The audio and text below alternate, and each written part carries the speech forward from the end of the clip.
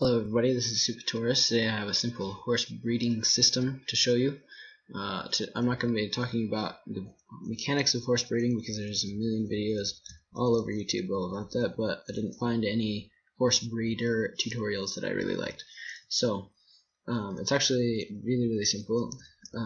So you could have two horses tied to a fence post and you breed them together, but if you're breeding a lot of horses, either because you want leather or because you want to get the fastest and the highest jumping horse possible, then this isn't a very effective method. However, if you just need 2 or 3 horses in your world and that's all you need, this is just fine.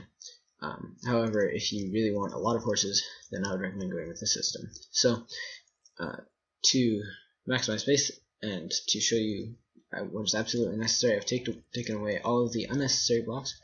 So all you need is a few building blocks, a couple of transparent blocks. These can be pretty much any transparent block as long as a mob won't take damage in them, because as you may know, horses have a funny hitbox, and if they have a block above them, they can take damage like that. So these need to be transparent blocks. These are water sources in the corners. They feed into the middle, pushing the baby in here.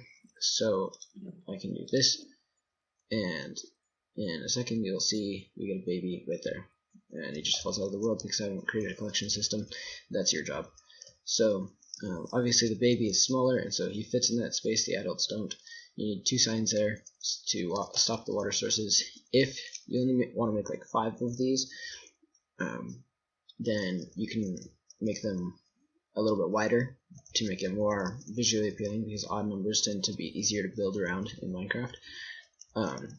And if you didn't know, the way that you place signs against each other is you just hold shift and you'll be able to click on the sign and place the block, place the sign. So this is an example of a line of breeders next to each other. I placed these slabs on top because if there's slabs above the horse, then they won't bob up and down like that, and it's easier to breed them. Same thing goes for carpets. And then you can place these blocks here. These are not in the way of the horse. In fact, you can even place blocks here if you like.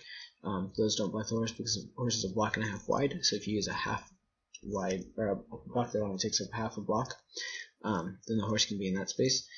And all you need is the water source here, but you don't need these air spaces here, and you can be down this level if you like. Then you can also use carpet if you want. That works just fine as well.